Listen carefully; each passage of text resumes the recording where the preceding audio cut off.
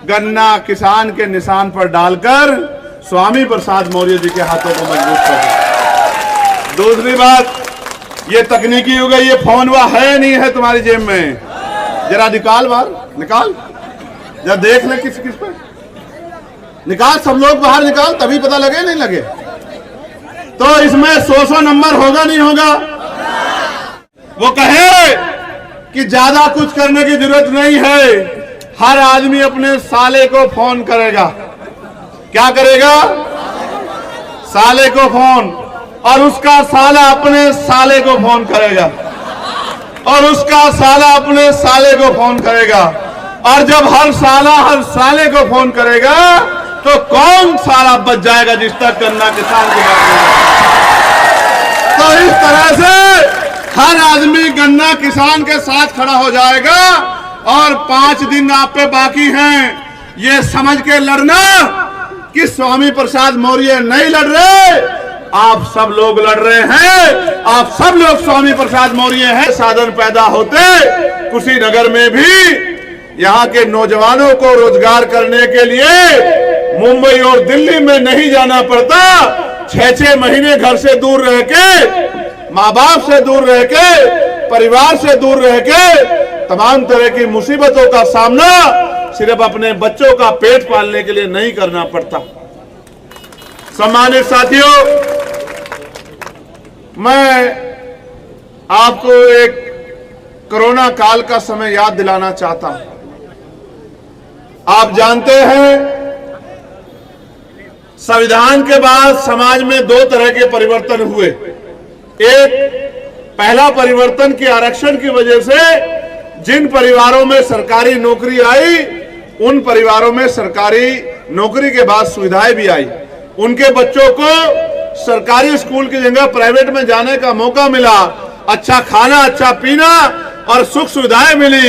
एक समाज में 10-12-15% लोगों में एक बदलाव हुआ। लेकिन बाकी जो बड़ा तबका है वो तो मेहनत मजदूरी पे डिपेंड है, और मेहनत मजदूरी 300-400 रुपए मिलती है। 300-400 रुपए की मेहनत मजदूरी में आपने किसी को करोड़पति बनते नहीं देखा होगा।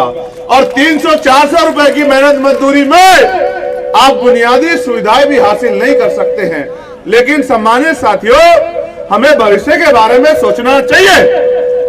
आने वाला समय मशीनों का है।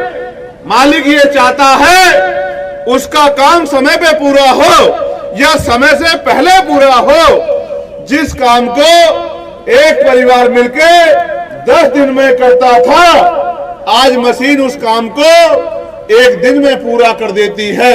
यानी कि आने वाले समय में तो मेहनत मजदूरी भी नहीं बचेगी। इसीलिए सरकार 5 किलो राशन की योजना लाई है कि आप भूखे ना मरो।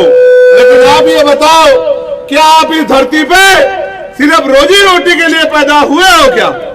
क्या आप इस धरती पे सिर्फ हाथ फैलाने के लिए पैदा हुए हो क्या? याद करो, जब देश आजाद हुआ 14 अगस्त 1947 को हम अंग्रेजों के अधीन थे। 15 अगस्त 1947 को हम आजाद हुए।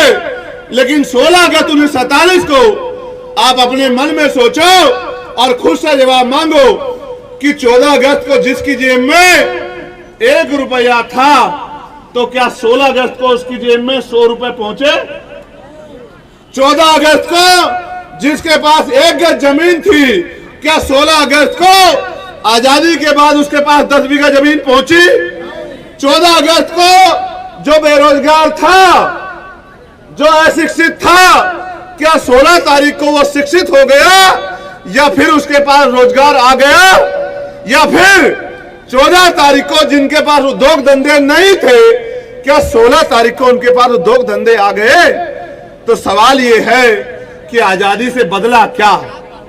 जब तक इस देश के धन धरती राजपाट में बंटवारा नहीं होगा, जब तक इस देश के लोगों को बराबर की हिस्सेदारी, स्वाभिमान, सम्मान का जीवन नहीं मिलेगा, तब तक इस देश में समानता की बात करना समानता का मजाक उड़ाने जैसा है।